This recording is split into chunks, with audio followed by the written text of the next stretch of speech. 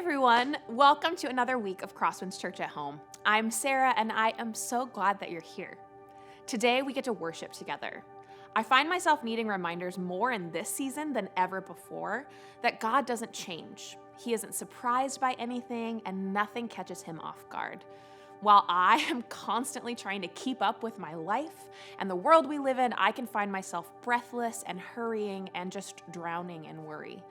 So worship is how I remind myself of who God is, and that for even just a few minutes, I can let go of trying to control everything and let him be the focus. He is trustworthy, he is good, he is enough.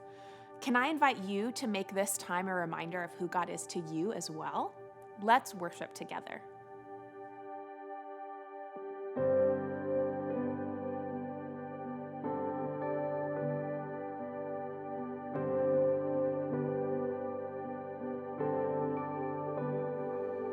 I will sing of your goodness, I will sing of your love.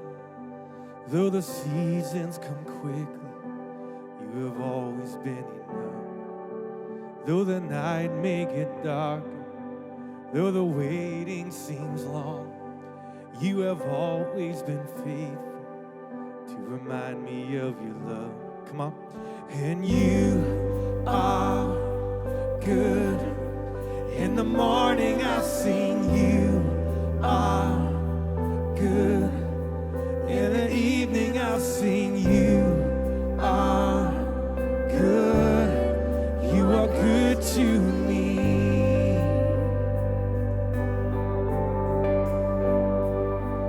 You have always been patient. You have always been kind. And you're consistent through the ages. What a friend of mine. And I'll remind my soul to bless, standing firm upon your truth, knowing you cannot be shaken, 'cause I've seen what you can do. Oh, you are good. In the morning I'll sing, you are good. In the evening I'll sing, you are good. You are good to me.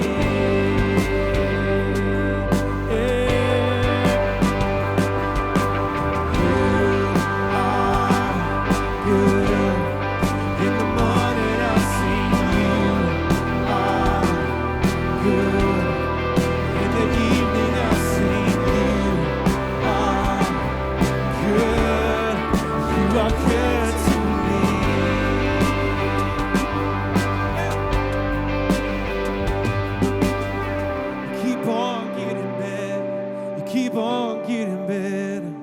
Sing it out. Keep on getting better. You keep on getting better. Yeah. You keep on getting better. You keep on getting better. Yeah, yeah. You keep on getting better. You keep on getting better. Oh, you keep on getting better. You keep on getting better. Yeah. You keep on getting better. You keep on getting better. You keep on getting better. You keep on getting better. Yeah, you keep on getting better. You keep on getting better. Oh, you keep on getting better. You keep on getting better. Yeah, keep on getting better. You keep on getting better. Right by heart. Keep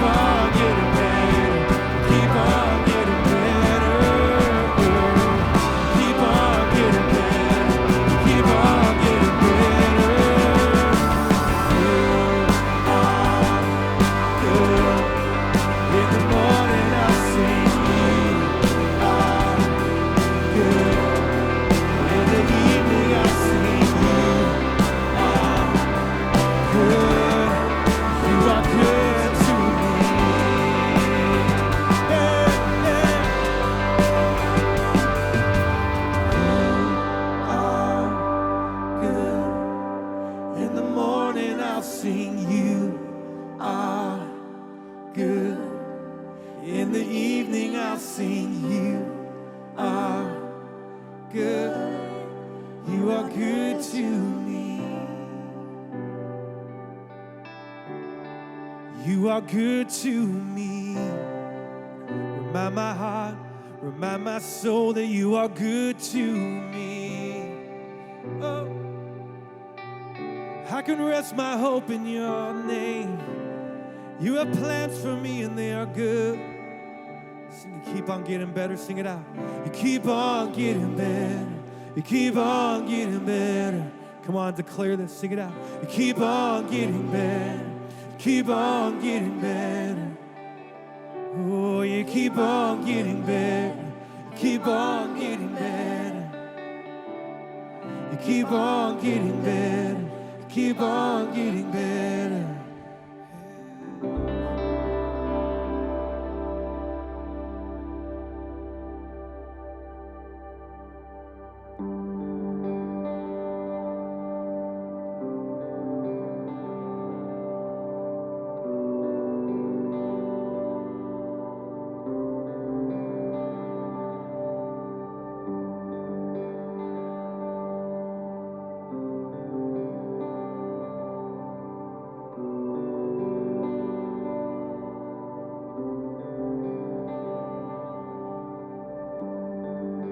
Worthy of every song we could ever sing. Worthy of all the praise we could ever bring. Worthy of every breath we could ever breathe. We live for you.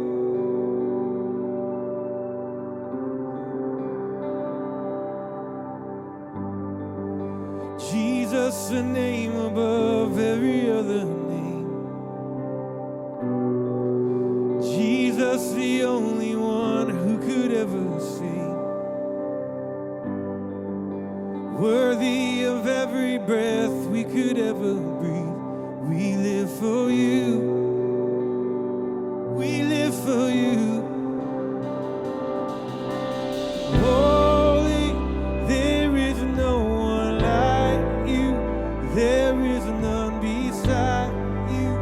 Open up my eyes in wonder. Show me who you are and fill me with your heart and lead me in your love to those around me.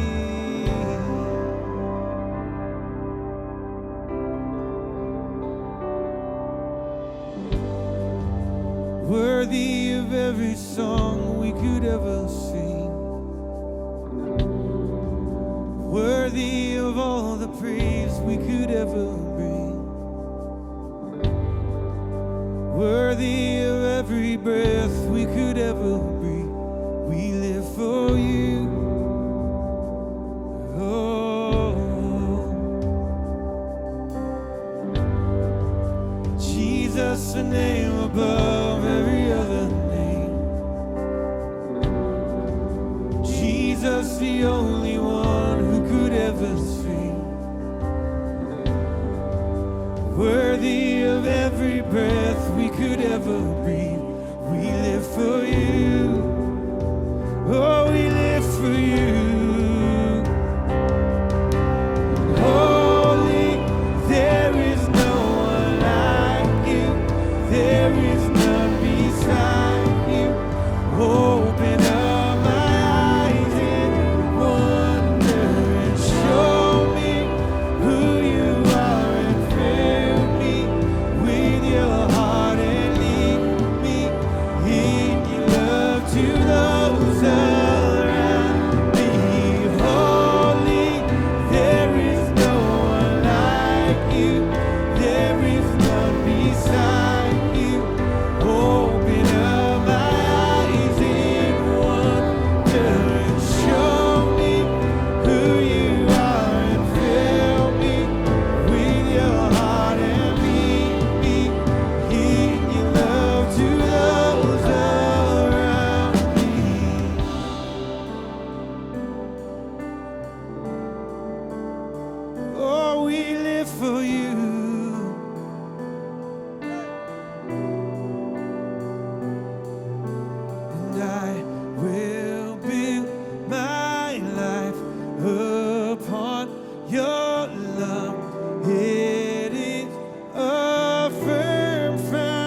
foundation, and I will put my trust in you alone, and I will not be shaken.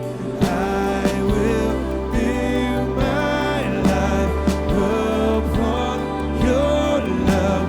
It is a firm foundation, and I will put my trust in you alone, and I will not be shaken. Holy, there is no one like you. There is none beside you. Open up my eyes and wonder. Show me who you are and fill me with your heart and lead me in your love to those hey. Holy, there is no one like you. There is none beside you. Open up my eyes and wonder. Show me who you are and fill me with your heart and lead me in your love to those around me. I will build my life upon your love. It is a firm foundation, and I will put my trust in you alone, and I will not be shaken. I will build my life upon your love. It is a firm foundation, and I will put my trust in you alone, and I will not be shaken.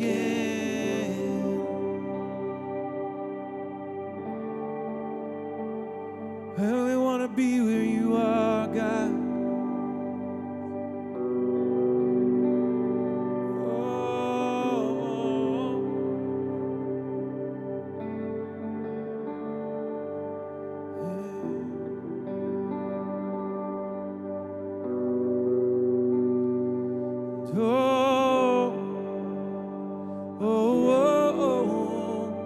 You can have my heart. You can have my heart. Oh, oh, oh, you can have my heart. You can have my heart. Oh, yeah. Oh, you can have my heart.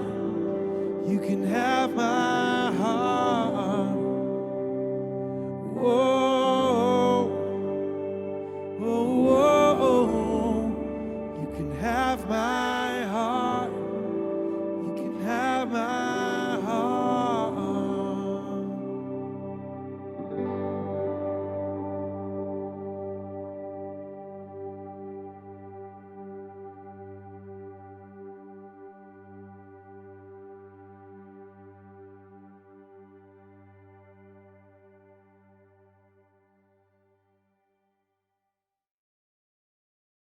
Hi, I'm Sandra, and I'm ready to be more committed.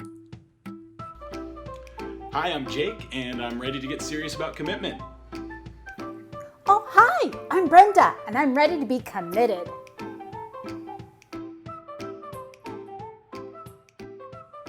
I want to be more positive, so I will stop gossiping.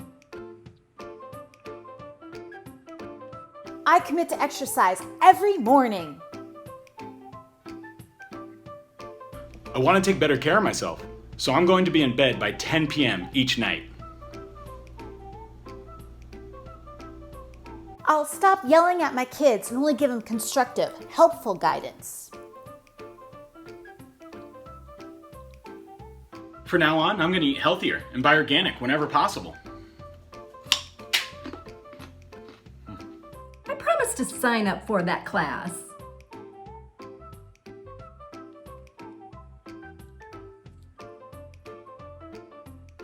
I commit to being on time instead of always running 15 minutes late. I'm totally giving up caffeine.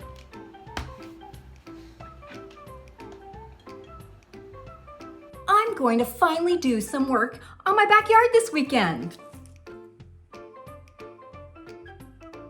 I'm committed to driving less and riding my bike more.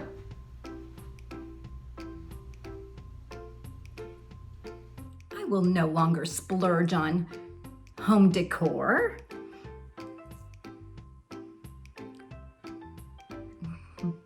And I'll only follow uplifting, positive social media accounts.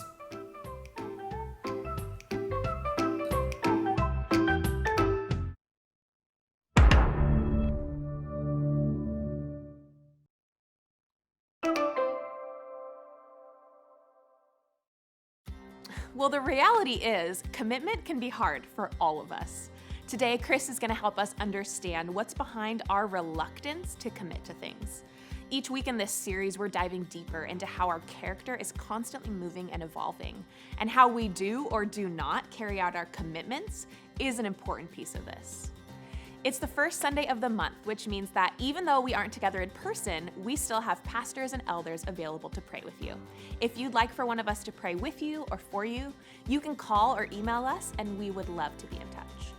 As we've mentioned in previous weeks, we are entering phase 2 of our on-site church plan. What that means is that starting next Sunday, July 12th, we're going to be offering a handful of classes that meet here on our campus. Each class will have a maximum of 25 people. We'll be meeting outside, observing social distancing measures, and wearing masks. Each class is intentionally designed to be a place where you can learn and grow and deepen your faith together with other members of our church family. You can check out our Crosswinds website to register and to find out more about each specific class that's going to be offered. Finally, we have several ways to give. You can text the number on the screen, you can mail in a check, or you can give online through our website. We are so grateful for the way that you, our church family, have adjusted to our changing world and continued to give and support the work that is always happening here at Crosswinds. I am so glad that you are here today. Church looks a little different than we expected, but we continue to be so glad that you are a part of this.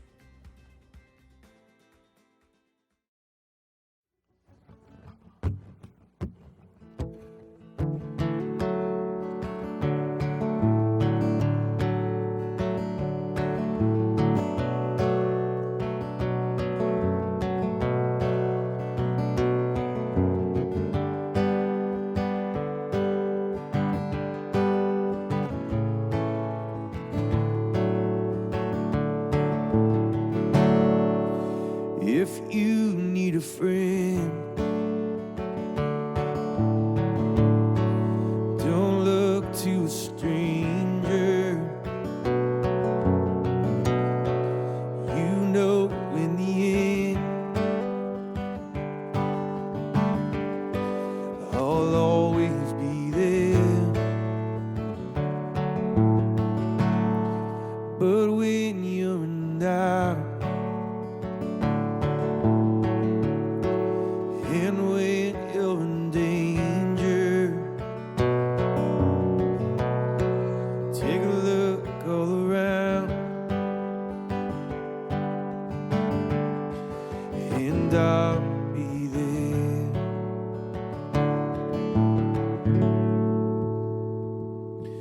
I'm sorry, I'm just thinking of the right words to say. I know they don't sound the way I planned them to be, but if you wait around a while, I'll make it up to you. I promise you, I promise you I will. When you're day is through. And so is your temper. You know what to do. I'm gonna always be there. And sometimes if I shout, it's not what's intended. These words just come out with no cross to bear.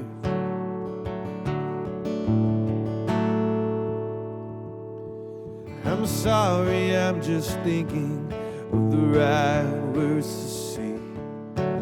I know they don't sound the way I planned them to be, but if you wait around a while, I'll make it up to you. I promise you, I promise you. Oh, I'm sorry, I'm just thinking of the right words to say. I know they don't sound the way I planned them to be, but if you wait around a while, I'll make it up to you. I promise you, I promise you I will.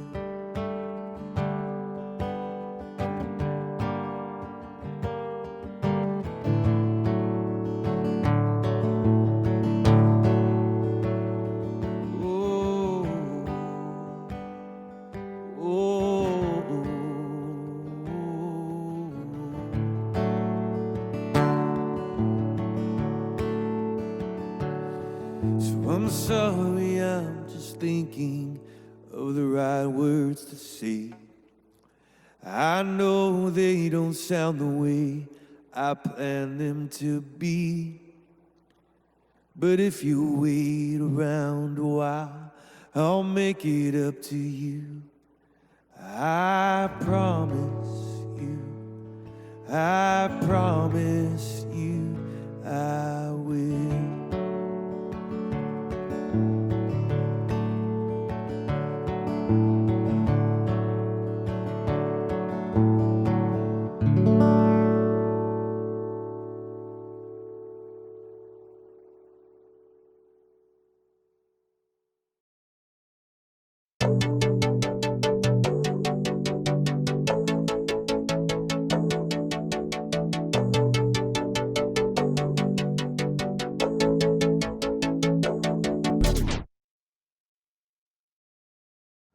Hey Crosswinds, thanks for joining us today. We are on location again this week, recording the message from somewhere other than our auditorium.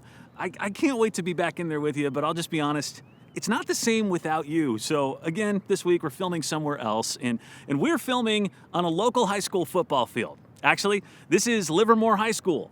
If you or your kids go to a rival school, like my daughter at Granada, do not get upset and turn this off because we didn't choose your school. Truth is, there's a football coach that goes to Crosswinds that was willing to let us do this, and you gotta go to where you're welcome.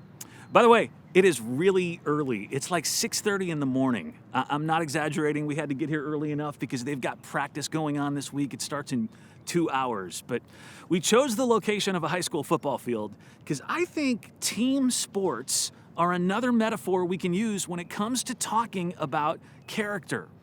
There are so many great movies that revolve around teams and the way that people build character and they overcome obstacles being on a team. You remember Rudy, and you remember Hoosiers, and you remember the Titans, or remember the Titans.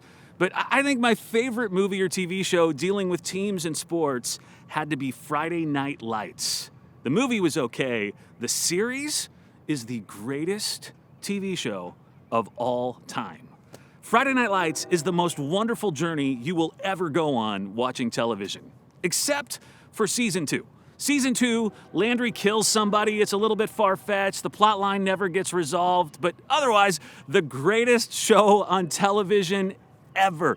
By the way, if you're upset about that spoiler, that's on you. The show came out in 2006. You've had 13 years to watch season 2.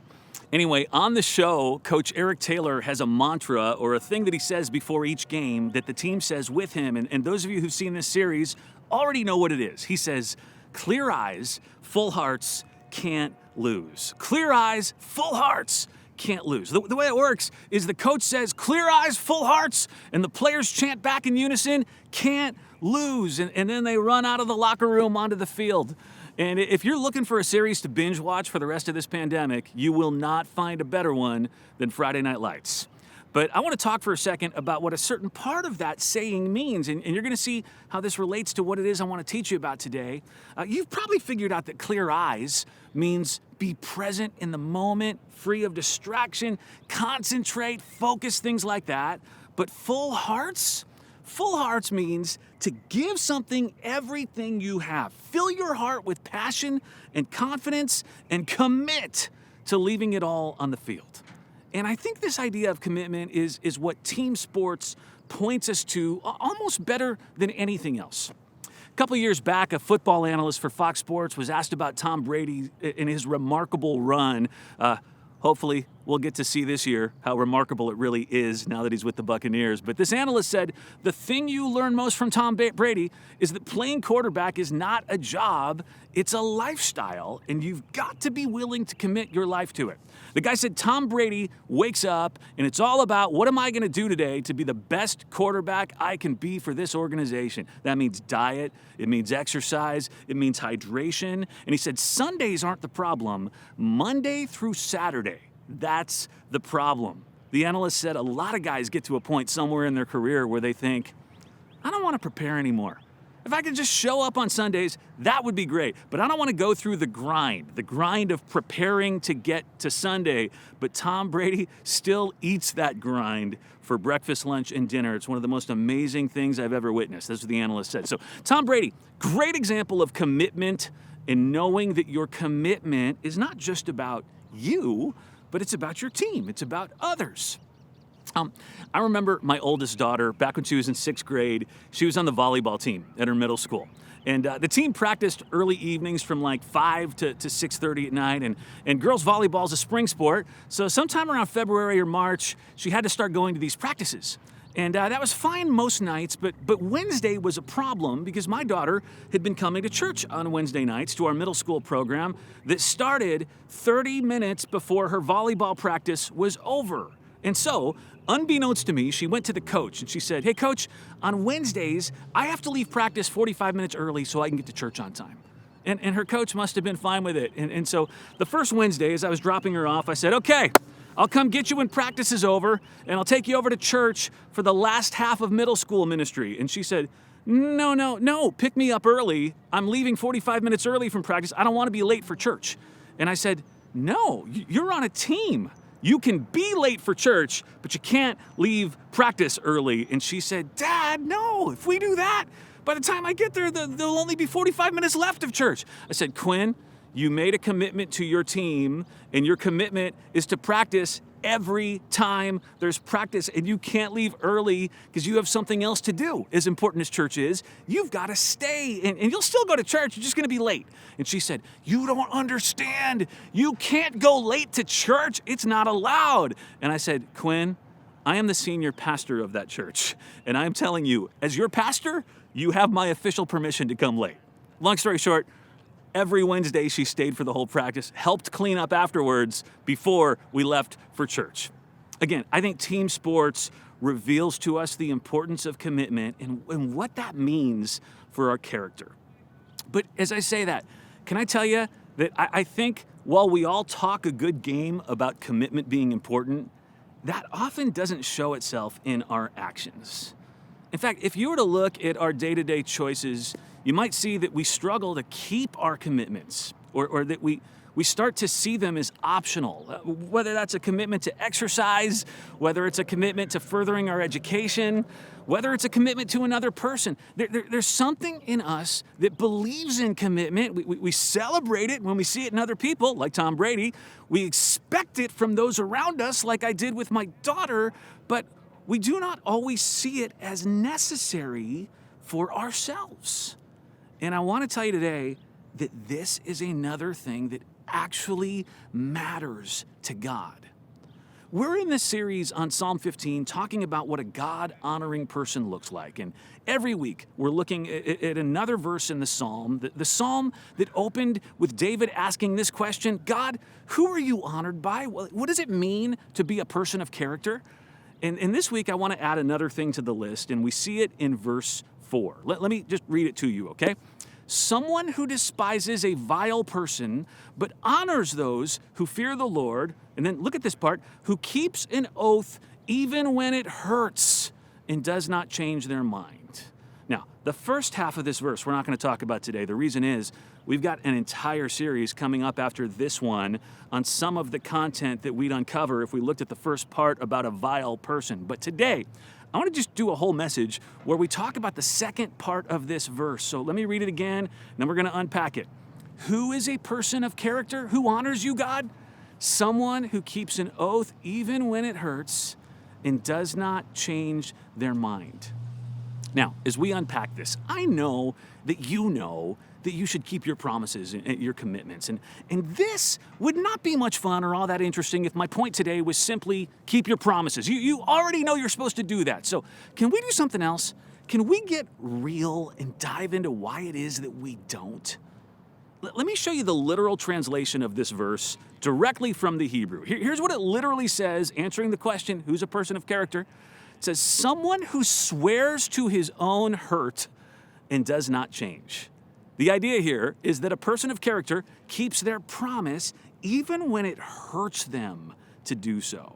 And I think right there in that word, hurt or hurts, I think we start to understand why we struggle to keep our commitments, but we expect everybody else to keep theirs. See, I think when we're real honest, there are 3 ways that it hurts us to keep our promises. Let me share them with you, see if these resonate with you at all. The first way that it hurts is when something better comes along, when there are better opportunities.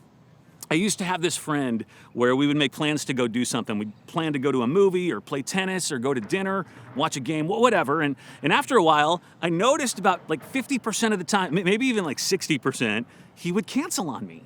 And usually it was because something better came along. Now, he would never say that when he would call and cancel. He would just say, oh, hey, I forgot that I have to go to this Raiders game next Monday night. So forget about the movie. Okay, I don't blame him. I would choose an NFL game over a movie too. But when this happens at least half the time you make plans, you start to see what's going on. And so eventually I brought it up in a conversation and I said, hey, every time you do this to me, I have to go make other plans, and the problem is I worked my evening or my weekend around you. How about you don't commit to me until you're sure? Well, what do you think started happening?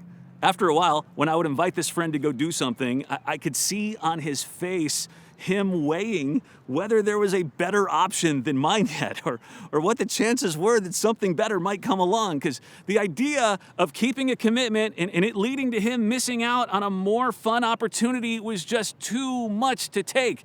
This guy had FOMO real bad. He had FOMO before FOMO was even a word.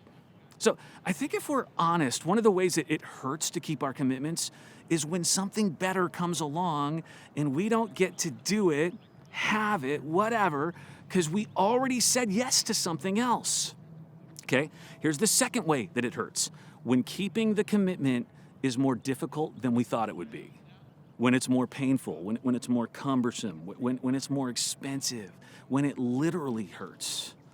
There's a story about a dad and his teenage son who were out shopping at a sporting goods store, and the dad followed his son to the weightlifting department, and his son had a new determination to build like bulging muscles. And so he said to his dad, will you buy these for me? Please, I promise I will use these weights every single day. And his dad said, I don't know. It is really a commitment on your part, son. And his teenage son said, please, Dad. And his father said, they're not cheap either. And his son said, but I will use them every day. I promise, you'll see. And so finally, the dad was won over, and he paid for the equipment, and he headed for the door. And after a few steps, he heard his son behind him say, what? You mean I have to carry them to the car? I think one reason we don't follow through on our commitments is that we mean well. It's just way more difficult we ever thought it would be. In fact, sometimes it seems impossible. I'm sure you've heard of the Northwestern Mutual Insurance Company. Northwestern Mutual was founded in Wisconsin in 1857. And within 2 years of getting started selling life insurance, this company experienced its first 2 death claims when a train traveling 93 miles from Janesville, Wisconsin to Fond du Lac, it derailed and it killed 14 people. Okay, 2 of those people were policy owners. This is 1859, so the losses amounted to $3,500. That's like over $100,000 today. $3,500, and they only had funds of $2,000, being a relatively new, small company. And so the company president and the treasurer, they personally took out loans and borrowed the needed funds to pay the claims immediately. All right, later, these 2 guys were asked why they didn't just default on the payments, and they said, it wouldn't have been the right thing to do, and we would rather see this company we started fail than neglect our obligation to those who trusted us to keep our word. Now that is character. But if I can be honest, that is hard to find. Somebody keeping a commitment when it's more difficult than they thought it would be. Okay, one other reason that we don't keep our promises, again, just being as real as we can be here, sometimes we realize it's more beneficial for us to not keep them. More beneficial for us. Now, this is a little bit different than something better came along, right? This is, I am better off walking away from this commitment and starting over. Or I am better. Or it's of more benefit to me to not go through with something that I promised to do. Back in 2008, many people found themselves with homes that they were upside down in. What we mean by that when we say upside down is that they owed more money than it was worth. They bought high, and now home values had fallen, and they would see themselves paying a mortgage of $600,000 on a house that was valued at $425,000. And a lot of homeowners in our country made this realization that it was more beneficial for them to walk away from their mortgage and home and start over than it was to keep that commitment that they had at one point made. Now, let me let you off the hook if you've done something like that. There are extenuating circumstances. People have to step away from their homes all the time, and foreclosures happen, and short sales, bankruptcies. I don't know your situation. I'm not here to judge. And if you're somebody who did that, you may have even decided that you did keep your commitment because in your loan contract, you committed to giving up your house if you stopped paying, and you followed through with that option in the contract. Whatever. I'm just saying there are times where the reason that we don't keep our promises is that we've come to the realization it's more beneficial to us, not the other person, more beneficial to us to break the promise. And I think we expect others to keep their promises, but we go back on our own because sometimes it serves us to break the promise. Or, like I said, it's too difficult to keep our commitment more than we thought it would be, or something better comes along. But when you can push through all of those things, when you can be self-aware enough to recognize that those 3 things are happening inside of you and they're working against you. And when you can say, no, I will not give in to them, these things that would talk me out of my promise, that is when you can keep your heart full. Clear eyes, full hearts. And that is when you can't lose. Now, what do we mean when we say can't lose? It does not mean that you win every game. You realize that, right? And in this case, it doesn't mean that everything in life is going to go your way. But here is the win when you push through all those things that would try and talk you out of your promise. People trust you. You are an object in motion. With every commitment you make, you're becoming more trustworthy or less. Even if you have failed already in keeping big commitments, the good news is you're still currently an object in motion, and you can become a person that people trust. With each promise you keep, people will know that they can depend on you and lean on you, and most significantly, they'll want to make promises or commitments back to you. When you say no to the voice inside you that tells you to break a promise, it might mean you miss out on something better. It might be painful. It might not benefit you, but what you'll get is people's trust. And that only comes through a steady stream of consistent commitment keeping. Are you familiar at all with Patagonia? the clothing company, not the region of South America. This company has 45 full-time technicians whose job it is to do 30,000 repairs a year. Patagonia has a commitment to make high-quality stuff that lasts for years and can be repaired so that you don't have to buy more of it. 5 years ago, they did a road trip in a truck across the country with their repair techs, and they would pull into a town and you could bring your Patagonia stuff to them and they would fix it right there on the spot for free. And this commitment of theirs brings a trust from their customers that is unprecedented. People send in their clothes with stories about how this jacket has been with them through thick and thin, and they're so glad they don't have to go get a new jacket. They can just get their reliable, trusty old one fixed up. And this kind of commitment from their customers is because they've created a trust that came from the commitment to their customers. And I am telling you, what you get when you keep your commitments is trust, which is so valuable in your relationships, in your business, in your family, and that is the win. But let me give you one other thing that's the win. When you keep your promises, even though it hurts, your character begins to align with the character of Jesus. Think about this. You are never more like Jesus than when you promise someone something and you keep that promise even though it hurts. Because Jesus in the desert, being tempted by Satan, could have chosen something better that came along. And Jesus in the garden could have opted for something more beneficial to him. And Jesus on the cross went through something incredibly difficult and painful. God knows what it is to keep a commitment even though it hurts. And I just can't help but wonder if when he sees us break our commitments to each other or to ourselves or to him, and then we rationalize why it was okay, I can't help but wonder if he thinks, you missed an opportunity to take after Jesus. You missed an opportunity to have clear eyes and full hearts. I want to close today reading something to you that a former professor of mine preached. This is Lewis Smedes. He's passed away now, but was such an articulate and eloquent writer and author. And he preached a sermon called The Power of Promises. And here's what he said. He said, somewhere today, a woman is saying, I would like to chuck this marriage and start over with somebody who knows how to love me. God knows the clod I married has not given me the love I need. But then she remembers a promise that she made and decides to stick with her marriage and try to make it work. Somewhere today, a father is saying to himself, I want my impossible daughter to get out of the house and never come back. God knows she's driven me out of my mind. But that father remembers a promise he made to her when she was born, and he decides to hang in with her in hurting love. Somewhere today, a minister is thinking, I'm going to give up my calling and find a line of work that pays off in a little bit more appreciation. God knows this congregation has given me third-degree burnout. But he remembers a promise he made to God when he was ordained, and he decided to renew his spirit, and he sticks with his vocation. Yes, somewhere people still make and keep promises. They choose not to quit when the going gets rough because they promised once to see it through.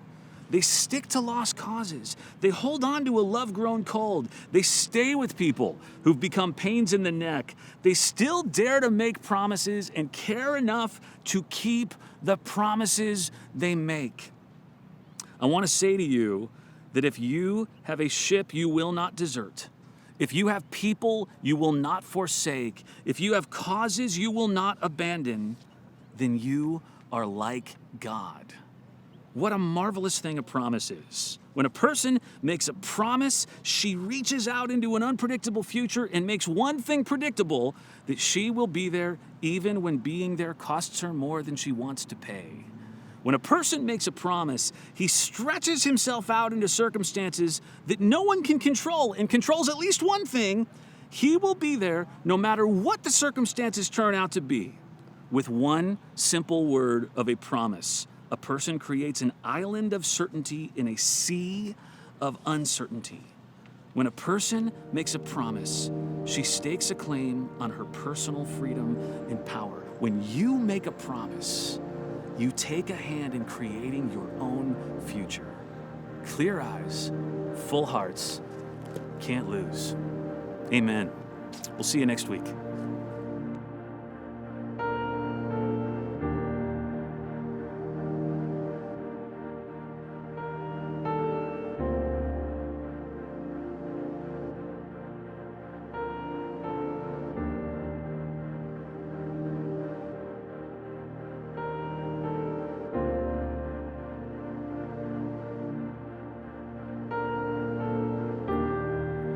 Walking around these walls, I thought by now they'd fall, but you've never failed me yet.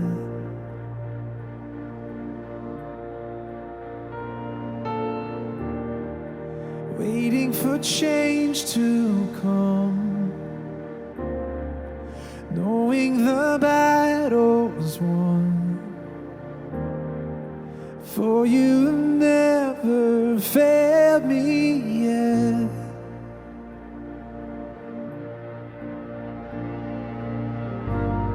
Your promise still stands. Great is your faithfulness, your faithfulness. I'm still in your hands. This is my confidence. You've never failed me yet. Never failed me.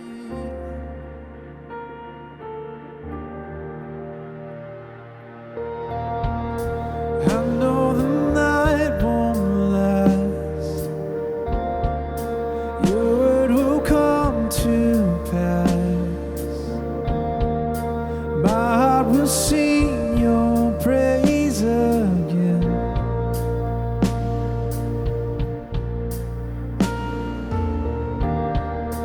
Jesus, you're still enough. Keep me within your love. My heart will sing your praise again.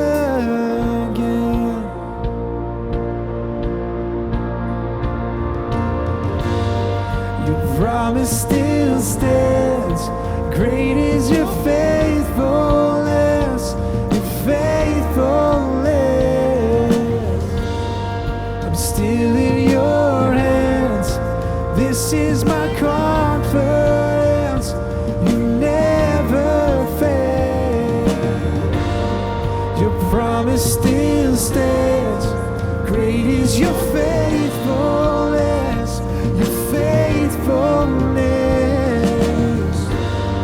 I'm still in your hands. This is my confidence. You've never failed me yet.